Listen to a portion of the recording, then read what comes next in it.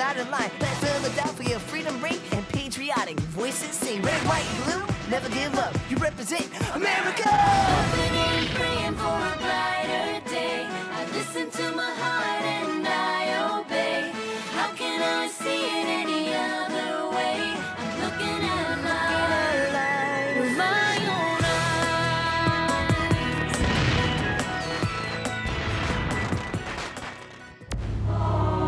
eyes. Today on Liberty's Kids.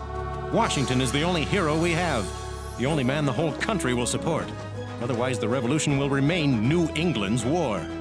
You signed on with this army for 6 months' service. However, the enemy is still behind his barricades. He is not going home. But neither are many of your friends. They died in that fight on the hill, Bunker Hill, defending an idea. That idea is freedom.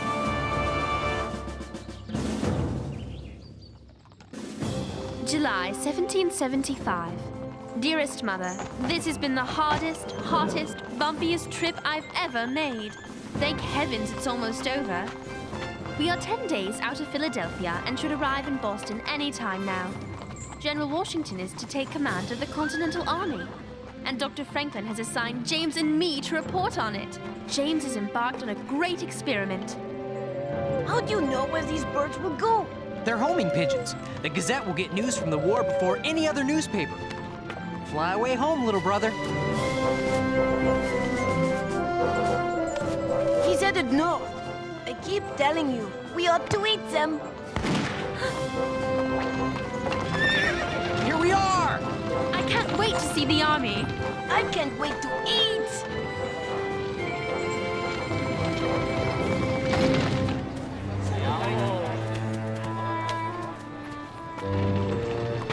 This is an army?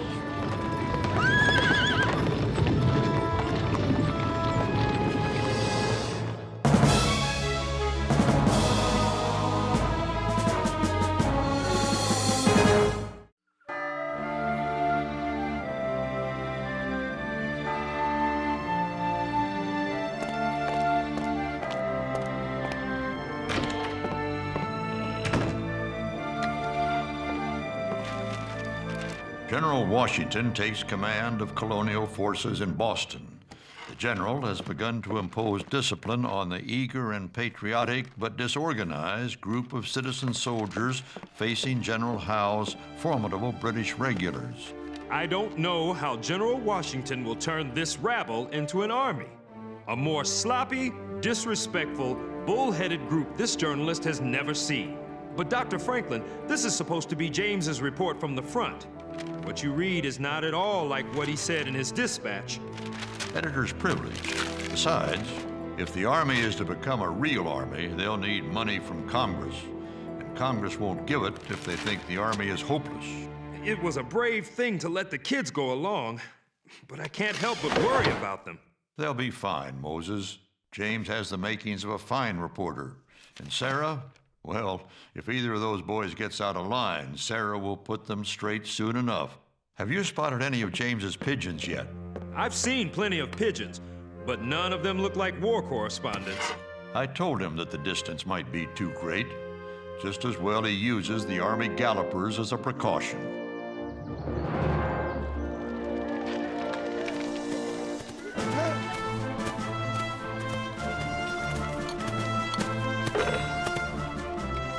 General Washington has his work cut out for him.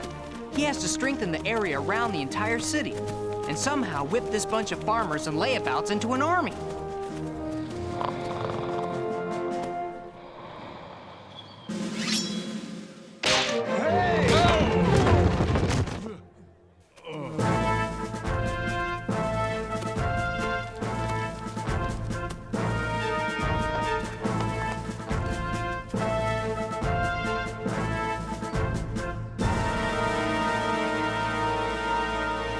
Present Adams.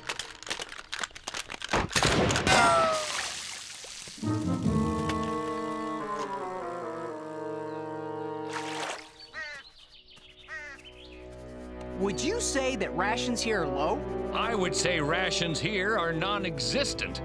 We throw together whatever we can find. I've heard that things will change now that General Washington is in charge. I've heard there's an island in the South where dogs can talk and wear hats. Do you really work for a newspaper? Yes, indeed. Dr. Benjamin Franklin's Pennsylvania Gazette. Pennsylvania? What business is this of theirs? Dr. Franklin says all the colonies have a common interest in this war. That's so. Well, I'm just interested in yours truly and his part of this war, which will be over and done with in 52 days. 52? How can you be so sure of that? That's when my enlistment is up. That's when most of these men will be on their way home.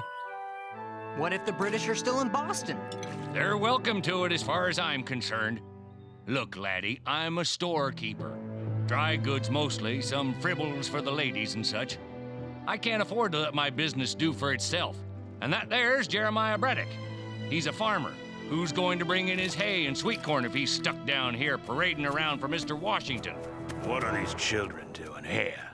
Take it easy, Stryker. They're doing no harm. This one says he writes for a newspaper. Really? And you, Sprout, what are you supposed to be? I'm not supposed to be anything. I am Henri Richard Maurice Doutroy Lefebvre. Did you hear that, boys? This tadpole's got a whole laundry list for a name. Can't you read? Of course. Is there something you would like me to read for you? You little scamp.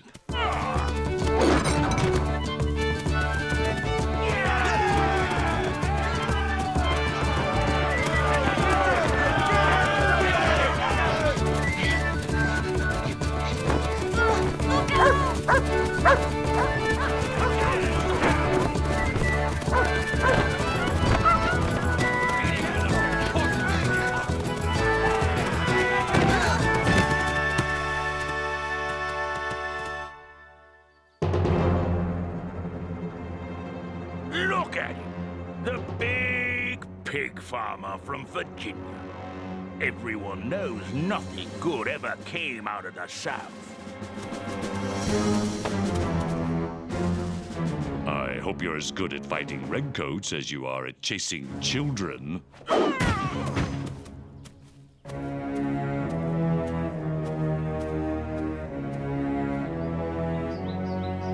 Dearest Mother, James spends more and more time each day with General Washington's aides, trying to find out and report to Dr. Franklin the Army's plans. But only as long as the naval guns in the harbor remain silent. I'm afraid we still don't know if the pigeons are getting through.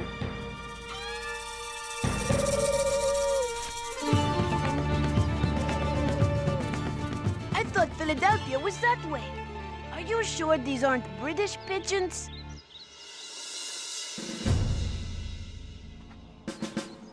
We only have one doctor.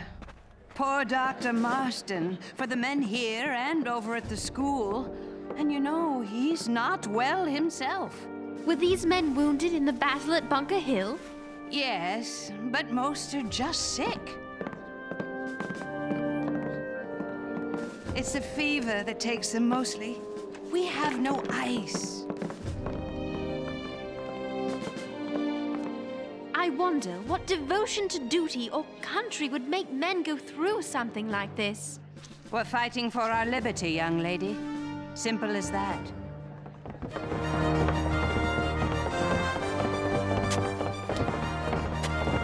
If these New Englanders don't know how to drill yet, they certainly know how to dig.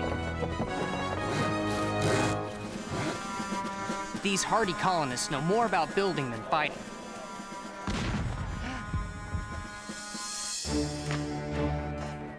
They never had an army, but they have carved a nation out of a wilderness. No one knows how long the British will wait before they attack. Or, indeed, why they are waiting at all. We can only be thankful for the time to ready this army.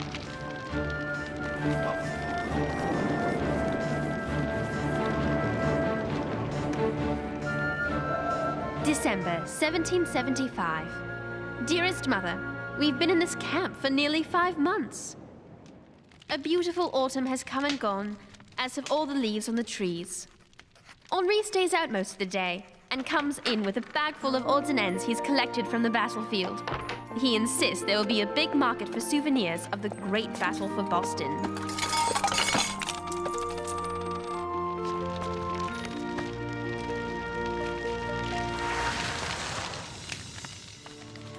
And now, as if he didn't have enough on his shoulders, General Washington has a new worry. The enlistment of half of the men here is up, and many of them are going home.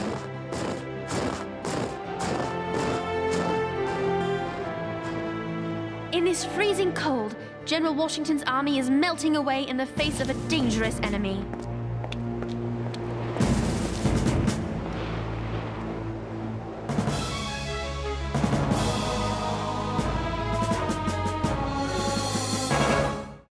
Men of New Hampshire, you signed on with this army for 6 months' service. That enlistment is now up, and you want to go home. I cannot blame you for that, and I cannot stop you from going.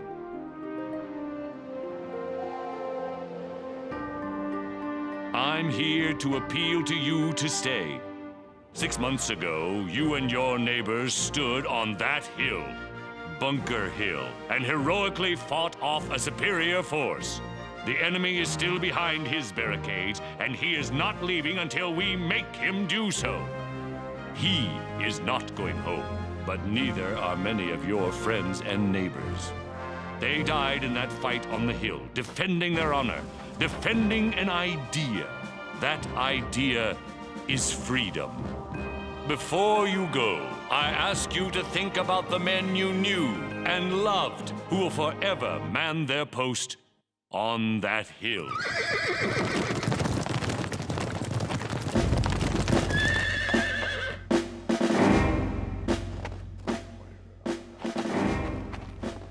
Men, this is Colonel Henry Knox, Colonel of the Artillery. There are 56 British cannons waiting for us at Fort Ticonderoga, captured this past May. Knox needs men to move those guns here, to Boston, to bear on the enemy. We need artillery to drive the British from this city. Who will go? The time is past when we think of ourselves as New Hampshire men or Virginians. We are Americans, and we have to stand as one. Are you with me? Aye! Yes, I'm here. Colonel Knox and the promise of his cannon seems to have convinced at least some of the men to stay. Now all they have to do is move them 500 miles over winter mountains. Somehow. Since I was there when the cannons were captured, I'm going back to see how he does it.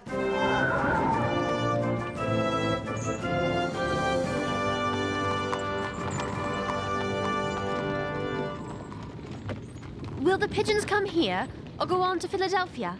Philadelphia, I hope. Be safe.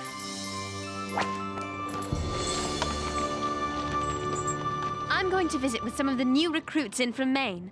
Want to come along? No, I've got an assignment of my own.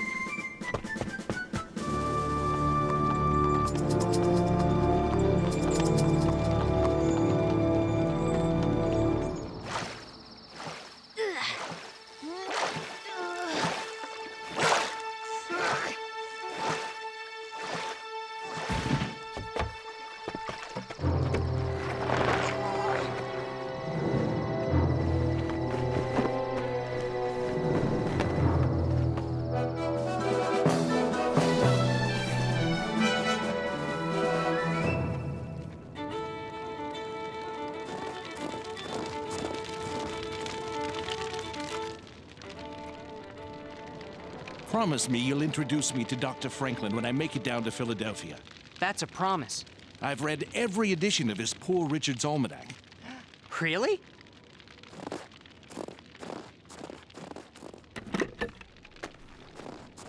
I used to have a bookshop down in Boston.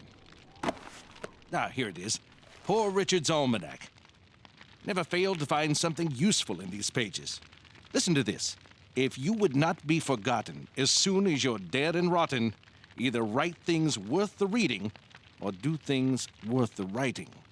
Well then, Colonel, you do the doing and I'll do the writing.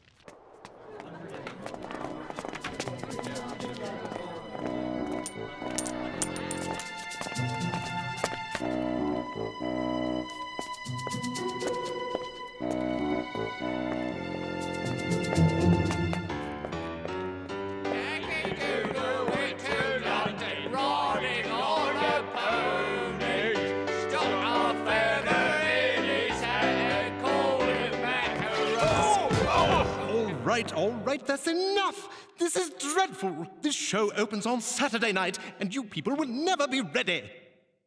General Howe himself will be here, and he's issued a special invitation to General Washington himself to come and bring his own noose. Take it from Reggie's chorus. Reggie! From the top. And for heaven's sake, will you two decide on who's wearing the cowsuit? Yankee Doodle came to Boston, thought he'd beat the Tommies. Got a look at Gage's guns and ran right home to Mommy. Yankee Doodle went to war, Yankee Doodle dandy. Thought the Brits would run away, but he found us too handy. Hey, you! Get back here! Hey! There he is! I've got him! Come back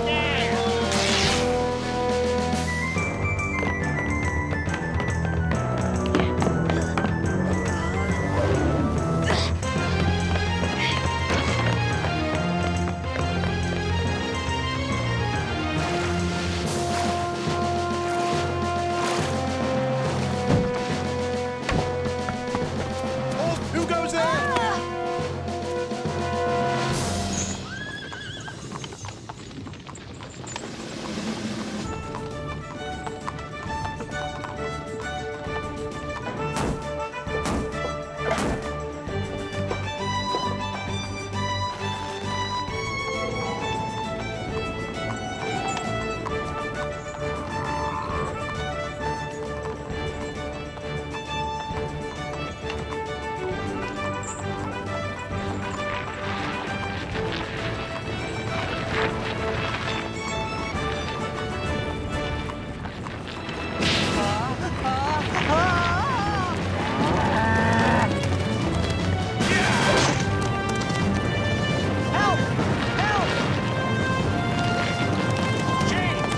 James!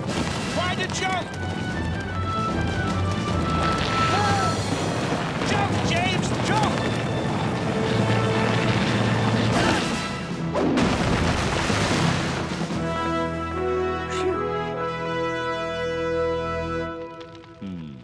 You say they plan this entertainment for Saturday night. Yes, sir. And they expressly invited you to attend. Well, that is a tempting invitation, isn't it? Perhaps an invitation for us to launch an attack. This is just a quick raid, gentlemen. We don't have enough men for a full attack. Bring back whatever you can carry, especially powder. Let's move out! Yankee Doodle came to Boston, thought he'd beat the Tommies. Got a Sorry to interrupt the entertainment, but it seems General Washington has launched an attack on Bunker Hill. Come along, men!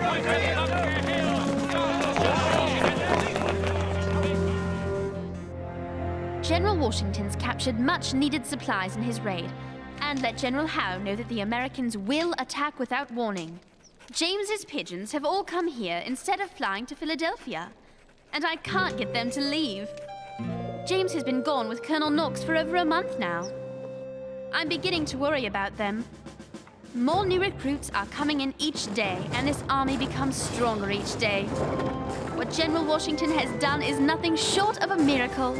He doesn't say much, but he inspires confidence and obedience by the sheer force of his presence.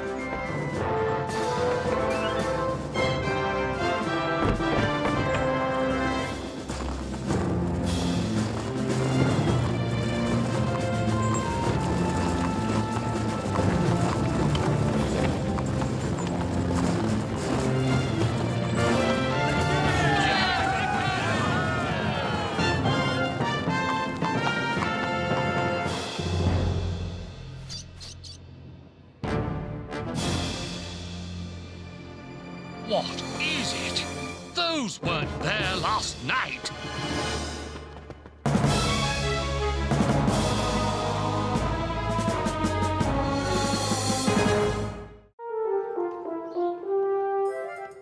British leave Boston. Continental Army victorious in siege operation. It's a great victory, Dr. Franklin. Yes, and we needed one. I imagine those redcoats are halfway home by now. I imagine they're halfway to New York. This war is far from over, but I suppose we should celebrate. At least Boston is free. Looks like one of James's pigeons. Here you go.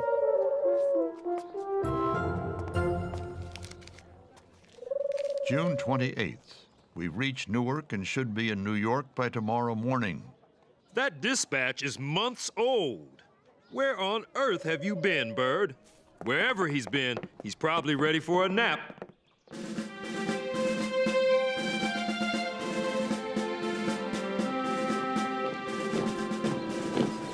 Dr. Franklin says we should come back to Philadelphia as soon as possible. What will happen here?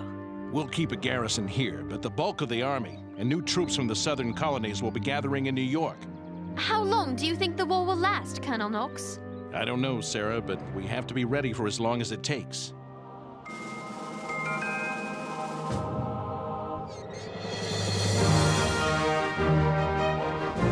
The new flag! And a new army. A worthy army. An army we can be proud of.